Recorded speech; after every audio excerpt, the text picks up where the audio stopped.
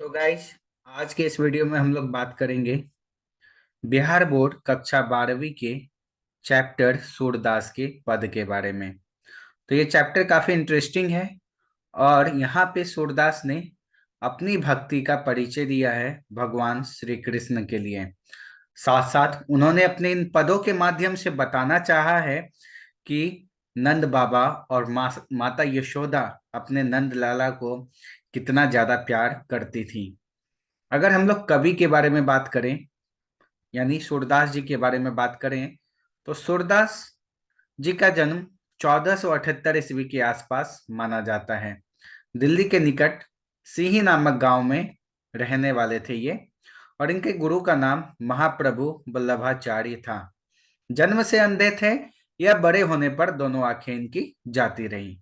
इनके प्रमुख रचनाओं की बात करें तो सुरसागर, साहित्य लहरी, राधा रसकेली, सुर सरावली और इत्यादि प्रमुख थी। तो ये सब इनके प्रमुख रचनाओं में मानी जाती हैं।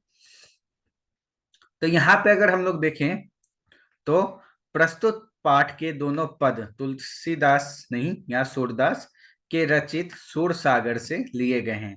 याद रखना है कि ये जो दोनों पद हैं ये सुर सागर से लिया गया है।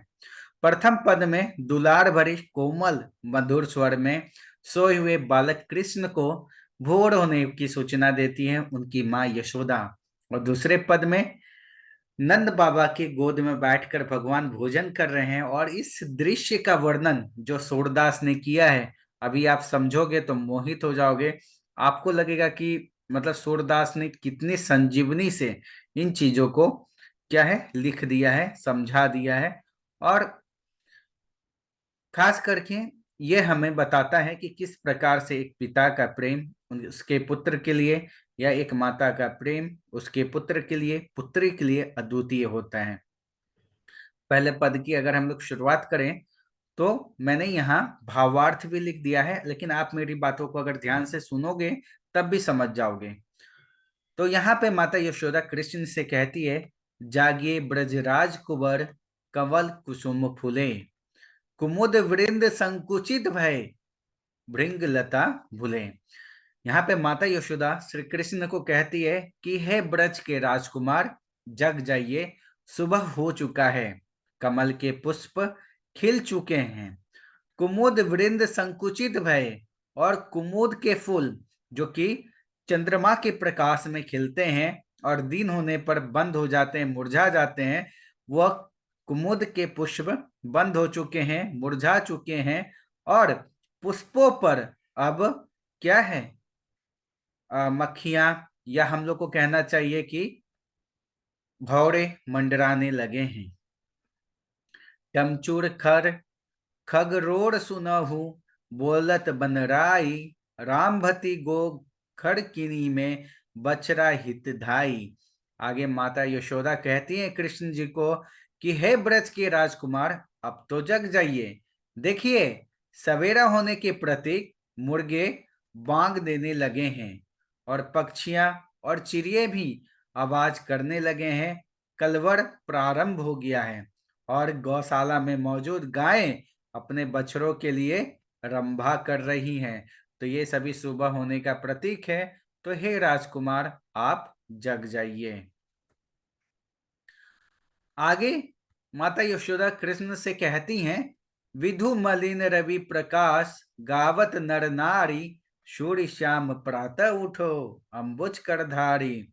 माता यशोदा कहती हैं कि देखो, चंद्रमा का प्रकाश मलिन हो चुका है, जा चुका है, और सूर्य का प्रकाश इस संसार में फैल चुका है, यानी सुबह हो चुका है। गावत नर नारी, और सुबह होने पर जो नर नारी है वह भगवान की, ईश्वर की प्रार्थना कर रही हैं।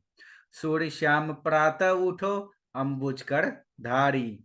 है श्री गोपाल, अब तो आप उठ जाओ, सुबह हो चुका है, और अपने हाथों में कमल को धारण करने वाले श्री कृष्ण उठो। तो ये प्रथम पद का भावार्थ था।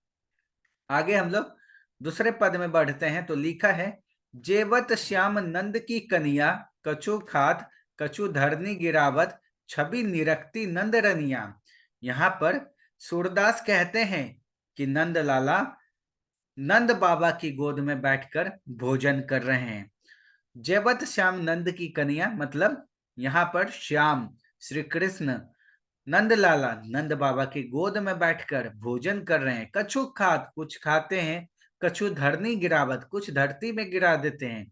छवि निरखती नंद रनिया, और इस मनोरम दृश्य का आनंद नंद की रानी यानी माँ यशोदा उठा रही हैं। आगे कहा गया है, बड़ी बड़ा बेसन बहु भातनी, व्यंजन विविध अंगनिया, डारत खात लेट अपने कर, रुचि मानत दधी दोनिया। भगवान श्री कृष्ण के खाने के लिए विभिन्न प्रकार के अनगिनत व्यंजन माता यशोदा ने तैयार किए हैं, जैसे बेसन के बारे, बड़िया, और भगवान अपने हाथों से कुछ खाते हैं, कुछ गिराते हैं, लेकिन उनकी जो अत्यधिक रुचि है वो क्या है, दही के पात्र की ओर अधिक देखने को मिलती है। ये बात से हम सभी लोग परिचित हैं कि भगवान का जो पसंदीदा, आप कह सकते हो माखन, भगवान को माखन कितना पसंद है, जिसके लिए उन्हें माखन चोर तक कहा गया है। इसलिए इनकी विशेष रुचि दही के पात्र की ओर देखने को मिलती है। आगे कहा गया, मिश्री दधी माखन मिश्रित करी, मुख नाबत छवि धनिया, आपुन खात नंद मुख नाबत, सो छवि कहत न बनिया। यहाँ पे कहती हैं कि श्री कृष्ण नंद बाबा की गोद में बैठकर भोजन कर रहे हैं। वे मिश्री दही और मक्खन को मिलाकर अपने मुख में तो डालते हैं, और यह मनोरम दृश्य देखकर माँ यशोदा धन्य हो जाती हैं। वे खुद भी खाते हैं और कुछ नंद बाबा के भी मुंह में डालते हैं। और ये जो मनोरम दृश्य है, इसकी व्याख्या नहीं की जा सकती है। जो रस नंद जसोदा बिलसत, सो नहीं तीहु भुवनिया, भोजन करी नंद अचमन लीनो, मगत सुर जूठनिया। यहाँ पे सूरदास कहते हैं कि ये जो दृश्य है, ऐसे दृश्य का सुख तीनों लोक के सुख में भी नहीं है जो माता यशोदा को मिल रहा है।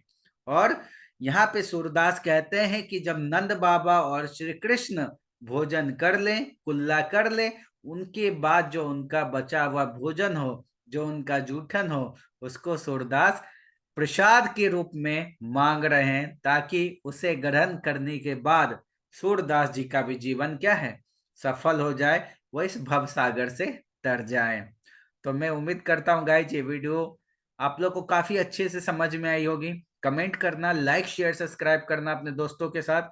कोशिश की जा रही है कि आपको यूट्यूब के माध्यम से आसान भाषा में समझा दिया जाए, और आप मतलब फ्री ऑफ कॉस्ट भी चीजों को सीख लें, घर पे रिवीजन भी हो जाए, पढ़ाई में मजा भी आ जाए। मिलते हैं नेक्स्ट वीडियो में।